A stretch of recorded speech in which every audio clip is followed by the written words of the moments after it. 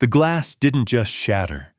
It exploded under Arya Vale's elbow, venting a 130 degrees Fahrenheit inferno that smelled of slow-cooking upholstery and dying hope. Inside that black SUV, an FBI agent had been left to bake alive, locked in by the very people who shared his badge. Arya didn't wait for backup that wasn't coming. She dragged his limp, graying body onto the Nevada gravel as her K9, Rex, bared his teeth at a dust cloud on the ridgeline. Before we descend into this desert kill box, subscribe to the channel to join our community of truth seekers. Leave a comment below with the city you are watching from. I want to see how far this story travels. Don't touch that door, Rex. Stay back. Arya Vale's voice was a whip crack in the shimmering Nevada heat, so her hand was already molding to the grip of her sidearm as she surveyed the black SUV idling in the middle of nowhere. The vehicle sat motionless in a 130-degree inferno. Its windows were sealed tight, and it lacked any license plates. Rex, her German shepherd, didn't bark. He scratched once, a deliberate, heavy sound against the glass that signaled a life was slipping away inside. Arya peered through the dark tint, her jaw tightening as she saw a man slumped sideways, his skin the color of wet ash. She checked the dash thermometer of her own truck. It read 130 outside, which meant the interior of that SUV was a pressurized oven. Someone locked him in here to die. Child safety locks engaged from the outside, she muttered, her tactical mind already cataloging the scene. Rex's ears snapped toward the ridge. A dark pickup truck idled for exactly 3 seconds on the horizon before vanishing into a plume of dust. We're being watched, Rex. Watch the ridge. Arya didn't hesitate. She drove her elbow through the passenger window with a grunt of concentrated force. Heat exploded outward, a violent, suffocating wave that felt like opening the gates of hell. She reached inside, her lungs burning, and hauled the man out onto the jagged gravel. He was dead weight, 190 pounds of failing organs and cracked lips. "Who did this to you?" she whispered, her fingers searching for a pulse that was barely a flutter against his gray skin. She saw the glint of metal on his belt, an FBI badge, Agent Daniel Cross, Counterterrorism Division. She poured water over his wrists and neck, her movements clinical and fast. "Daniel, Daniel, can you hear me?" she shouted, some shaking him. His eyelids fluttered, revealing bloodshot, unfocused eyes. They marked me," he rasped, his voice sounding like sandpaper on a rusted radiator. "Already dead. Funerals tomorrow." "Who marked you? Who did this?" Arya demanded, her eyes scanning the empty desert. Daniel coughed, a spray of blood hitting the gravel. "Case file closed. Insurance filed. Boating accident. That's what they said." Arya's stomach dropped. This wasn't an accident. It was an execution with a pre-written cover story. She pulled out her encrypted phone, bypassing local dispatch entirely. "This is Lieutenant Arya Vale, SEAL Team 8. I need immediate, secure extraction," she barked into the receiver. "Federal agent down. Attempted homicide staged as an accident. Black Ridge Quarry Road." "Confirm federal agent," the voice on the other end commanded.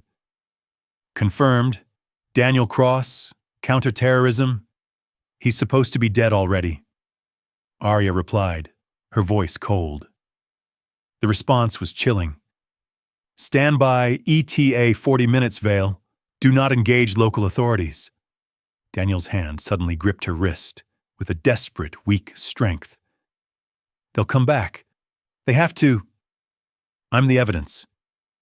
"Evidence of what?" Arya asked, leaning in. Arms routing, defense contracts, $40 million. Task force member. He's dirty, Daniel gasped out. Who? Give me a name. Don't know his real name. Code name Blackwater, Daniel whispered before his head fell back. Rex growled, a low, sustained vibration that made the hair on Arya's neck stand up. The pickup was back, sitting on the ridgeline 800 meters out. They're deciding, Daniel, Arya said, her hand moving back to her weapon. They're deciding whether to finish it now or wait for the heat to do the work. Daniel's laugh was a bitter, rattling sound. They wanted nature to do the work. No bullets, no evidence, just heat stroke. Why are you even here? Daniel asked, his breathing labored. Tracking militia logistics. Rex picked up a scent a mile out and wouldn't let go, Arya replied, never taking her eyes off the ridge. Lucky, Daniel muttered. Not luck, Daniel. Training. The pickup began a slow crawl down the ridge, moving closer. Arya didn't blink. She'd survived Fallujah and Kandahar, and she wasn't about to die in a Nevada quarry. She spoke into her phone again. Command, we have hostiles, armed military-grade weapons. Request air support. The answer was a slap in the face. Negative. An air support will draw attention. Handle it, Lieutenant. You're a SEAL. Arya cursed under her breath as the line went dead. Rex, hunt, she whispered, and the dog vanished like smoke into the rocks. The first sniper shot cracked across the canyon, hitting the SUV frame 2 inches from Arya's head. She didn't flinch. She adjusted her stance, calculating the wind shift from the west. Stay down, Daniel, she roared as the second shot missed by a hair. She moved with a rhythmic, lethal precision, rolling behind the engine block as Rex circled wide. A shooter appeared on the ridge, and Rex launched, 80 pounds of controlled violence hitting the man before he could chamber another round. Arya rose, fired a single controlled trigger press, and the second shooter dropped. She sprinted up the ridge, finding the first shooter pinned under Rex's jaws. Who sent you? Blackwater? She demanded, kneeling on the man's chest. I don't know. Anonymous payment. Dark web, the man screamed. Arya grabbed his phone and a USB drive from his pocket. Rex, release! She moved back to Daniel, her heart finally slowing as a black, unmarked helicopter touched down in a swirl of dust. A commander stepped out, looking at the bodies and then at Arya. You pulled an agent from an active kill box without backup, Vale. I had Rex, sir, she replied, her voice steady. The commander's face was grim as the medics loaded Daniel. If Cross was marked for elimination by federal assets, you just became a target too, Lieutenant. This isn't over. It's just beginning.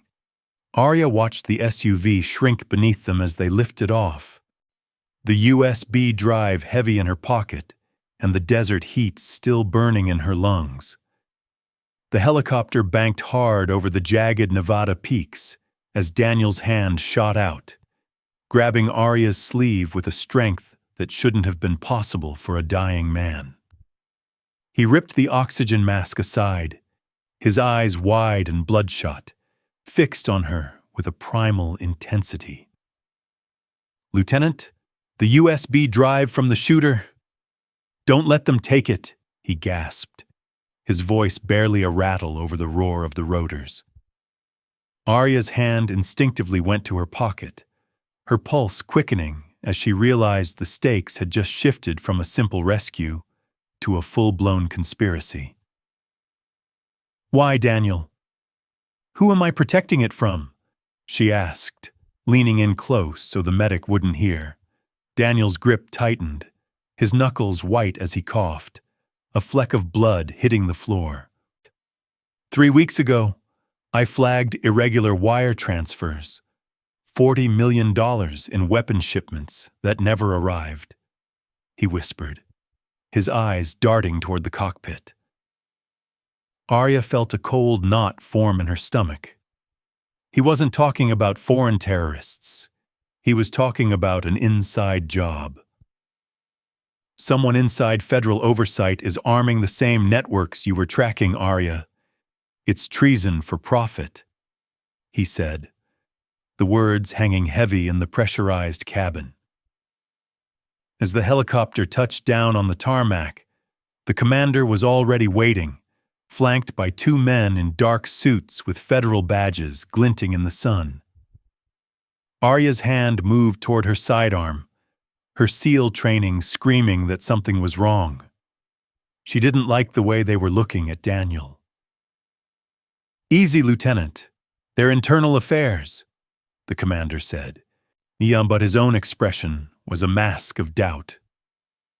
One of the agents, a tall man named Torres, stepped forward, his gaze landing on the USB drive Arya was still clutching. "We've been investigating Deputy Director Hale for 6 months. Daniel is our only witness," Torres said, reaching out his hand. Arya didn't hand it over. She looked at Daniel, then at the commander, her instincts flashing a red alert. "If your own deputy director tried to kill him, how do I know who's cleared in your office, Torres?" she demanded, her voice cutting through the noise of the base. The tension broke when a young agent named Lisa Crane burst onto the tarmac, her face a mask of desperation. "They told me he was dead! A boating accident!" she cried, her eyes locked on Daniel's stretcher. Arya studied her, looking for the telltale signs of a lie, but all she saw was a partner who had been lied to. "Hale called me personally, said he cracked under stress." Crane sobbed, but Torres didn't let her get close, ordering the guards to detain her for questioning. "Everyone is a threat until proven otherwise," Torres muttered, turning back to Arya as the medics rushed Daniel toward a secure facility. He pulled out a tablet, his face going pale as he scanned the data they had managed to crack from the shooter's drive. "It's not just Hale, Arya. It's 11 federal agents, 4 contractors, and 2 senators," he whispered, showing her the screen. Arya stared at a name she couldn't identify, a shadow figure at the center of it all. Code name Prophet. "Prophet doesn't leave loose ends, Lieutenant," Torres said, his voice dropping to a lethal whisper. "And right now, you and Rex are the biggest loose ends he has left." The tarmac was still vibrating from the helicopter's wash when the commander's radio crackled with a sound that froze the blood in Arya's veins. The prisoner she had captured in the desert, the only direct link to the mercenaries, was dead. He had bitten down on a cyanide capsule hidden in a false tooth while in military custody. A professional erasure that proved Prophet's reach was long enough to choke the life out of a high-security base. Torres looked at the medical tent where Daniel was being prepped for transport, his face a mask of grim realization. "They know we have the drive, and they know Daniel is breathing. We are officially out of time," he muttered, his hand tightening on his tablet. Arya didn't wait for a formal order. She whistled for Rex, the German shepherd's ears already tracking a rhythm the humans couldn't hear. They moved Daniel to a medical facility buried 3 stories underground, a concrete tomb designed to keep the world out, but the air inside felt heavy with the scent of an impending breach.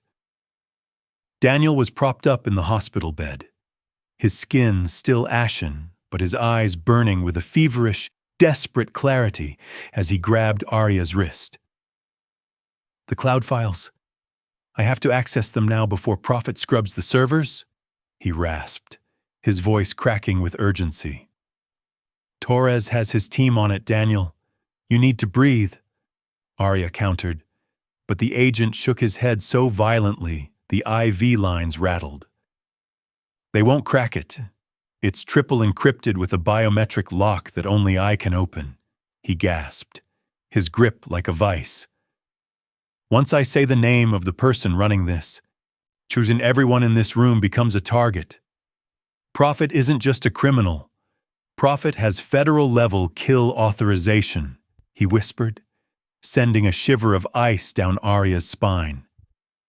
Before she could press him for the name, the base alarms erupted into a deafening rhythmic wail that signaled a perimeter breach. Torres rushed in, his weapon drawn and his eyes wide. 3 blacked-out vehicles just hit the gate using Justice Department override codes. "They're claiming to be a reinforcement team for Cross," he shouted over the sirens. "It's a fake extraction team. They're here to finish the job and make it look legal," Daniel cried out, struggling to sit up as his legs gave way. Arya slung Daniel's arm over her shoulder, the weight of the man and the mission crushing her frame as they scrambled toward the service elevator. The doors dinned open, and for a split second, Arya thought help had arrived, until she saw Agent Crane standing there with a gun to her head, held by a man in tactical gear who didn't have a name on his uniform.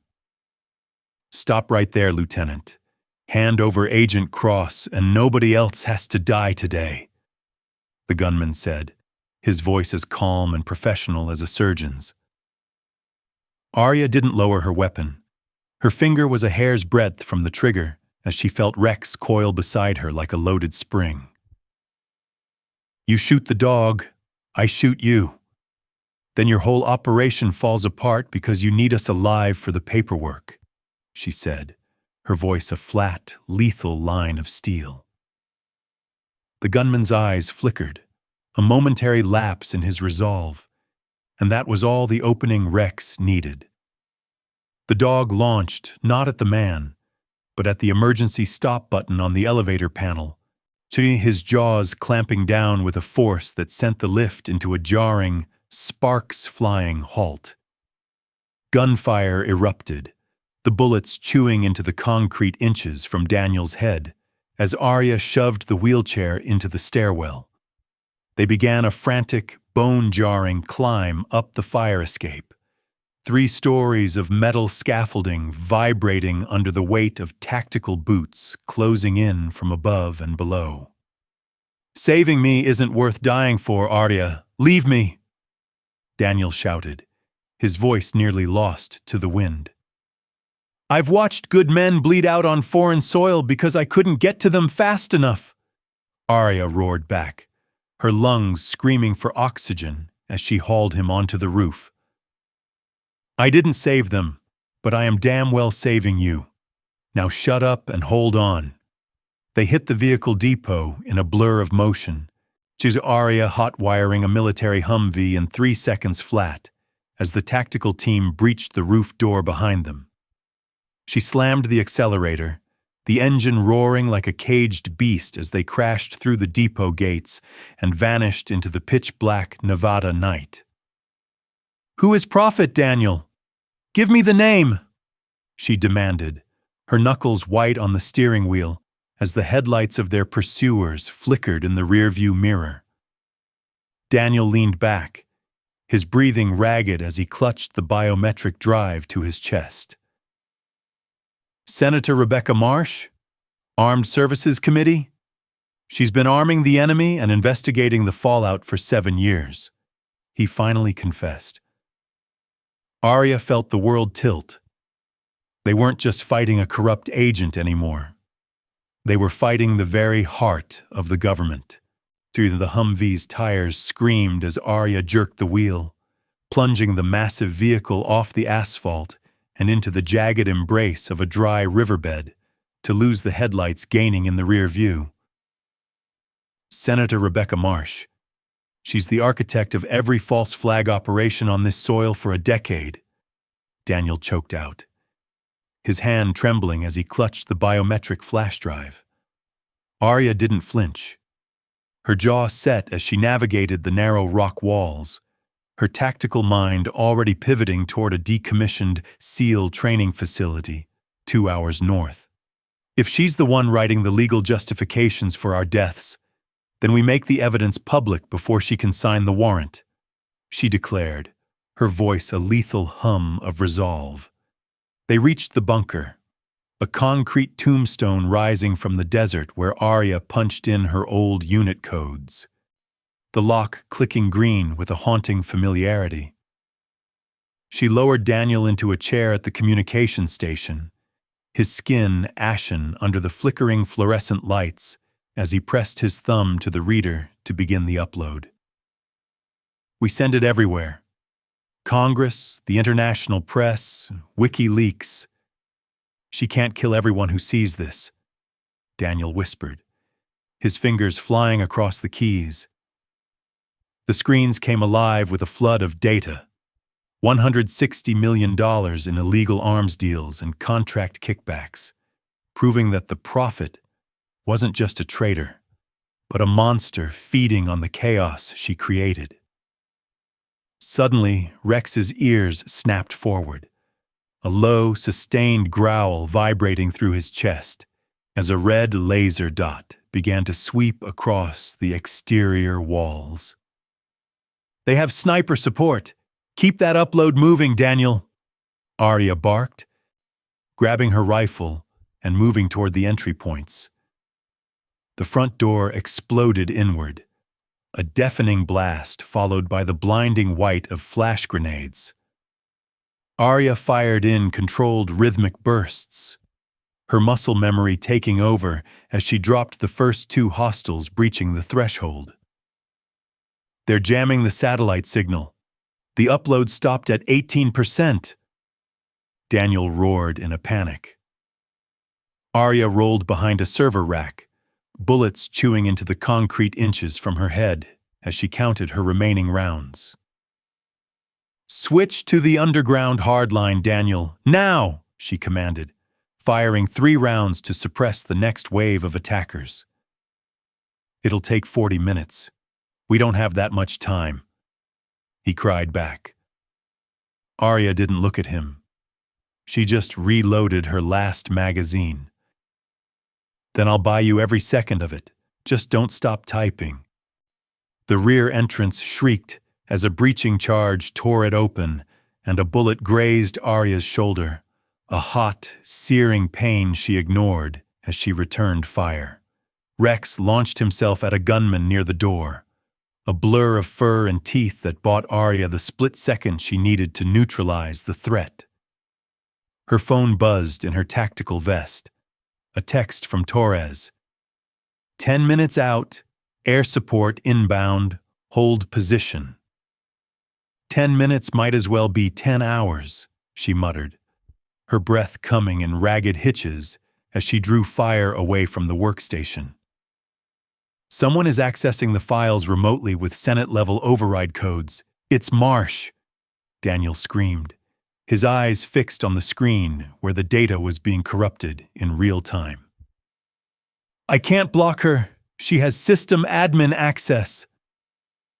Arya fired her last 3 rounds, through the magazine clicking dry as she lunged toward Daniel's chair. "Trace her, Daniel. If she's in the system, pinpoint her physical location."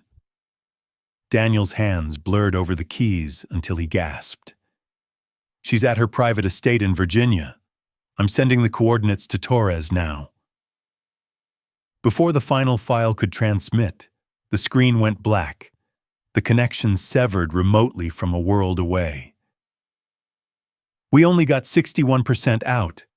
The names of the senators and contractors are missing," Daniel cried, his voice breaking as he stared at the dead monitor. Gunfire erupted outside again, but this time it was the heavy, coordinated rhythm of a military tactical unit.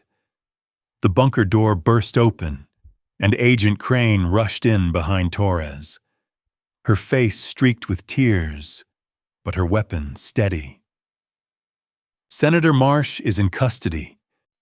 The FBI took her 20 minutes ago based on the financial data you leaked," Torres announced, his voice echoing in the sudden ringing silence of the bunker. Arya collapsed against the wall, her shoulder throbbing as Rex limped to her side, his head resting heavily on her lap. "She's being charged with 12 counts of first-degree murder and domestic terrorism," Torres added. But Arya was looking at Daniel, who was finally breathing without the weight of a death sentence. The network was collapsing. The prophet was silenced. But as the first rays of desert sun hit the bunker floor, Arya realized the scars of this war would never truly fade. The ringing silence in the bunker was more deafening than the gunfire had been. Arya felt the adrenaline drain from her limbs, leaving behind a cold, bone-deep exhaustion. She looked at her hands, and still stained with the desert grit and the copper tang of blood, and then at Rex, who limped toward her with a quiet, wounded dignity. "We did it, Rex. The prophet is in a cage," she whispered, her voice cracking as she pulled the dog's head into her lap. Torres moved through the server room with the efficiency of a man who had waited years for this moment, his tactical team securing every hard drive and corrupted terminal. "Marsh is already talking. She's trading names for a life sentence instead of the needle," he said, his eyes reflecting the blue glow of the monitors. "She's giving up Deputy Director Hale, the contractors, and at least 2 other senators who thought they were untouchable." Daniel sat frozen at the workstation, seeing his eyes fixed on the black screen where he had nearly died trying to save a country that had tried to cook him alive. "They'll crucify me in the press, won't they, Lieutenant?" he asked, his voice hollow and small. "Whistleblower, traitor, disgruntled employee. They'll use every word but the truth." Arya stood up, her shoulder throbbing in time with her heartbeat as she grabbed his shoulder. "Let them talk, Daniel. You survived 3 days in 130 degrees, and you brought down a shadow government. That's not being broken. That's being the only one with enough strength to stand up when the world went dark." Weeks later, the marble hallways of the federal courthouse felt like a different planet compared to the jagged rocks of the Nevada desert. Arya stood in the back of the observation room, a baseball cap pulled low, it watching through the glass as Daniel faced a committee of 12 senators. She saw his hands tremble as he began to speak, but his voice was a steady, lethal blade of facts. "I was investigated for being passed over for a promotion," they said. "But I was locked in a car to be erased as a witness," Daniel told the committee, his gaze never wavering. Senator Marsh didn't just steal money. She armed domestic terrorists to justify her own power, and she killed 12 of my colleagues to keep it a secret. The room erupted in a chaos of shouted questions and slammed gavels, but Arya only looked at Daniel. He looked up at the glass, and for a split second, his eyes found hers. He knew she was there. He knew that the only reason he was breathing was because a woman and a dog refused to ignore a black SUV in the middle of a wasteland. When the session adjourned, Torres found her in the hallway, his face looking older than it had a month ago. "The system worked, Arya. Marsh is going to a federal supermax for the rest of her life," he said, handing her a classified file. "There's no medal for this, no ceremony. Your name has been scrubbed from the record to keep you safe." "I didn't do it for the record, Torres," Arya replied, whistling for Rex, who sat perfectly alert by the marble pillars. Daniel walked toward them, his steps still a bit slow, but his head held high. "I owe you my life 3 times over, Lieutenant. I'll spend the rest of my career making sure this never happens again," he promised, shaking her hand one last time. Arya watched him walk away with Agent Crane, 2 survivors heading back into a fire they now knew how to fight. She turned toward the exit, the cool Washington breeze hitting her face as she stepped out into the sunset. "We're going back to the desert, Rex. We have real work to do," she whispered. She climbed into a nondescript cab, her phone buzzing with a final confirmation from her unit. She had no headlines, no glory, and no audience. But she had the only thing that mattered in a world of lies. She looked at Rex, whose brown eyes reflected a loyalty that needed no recognition. Doing the right thing doesn't require a witness. It only requires the courage to break the glass when everyone else chooses to look away.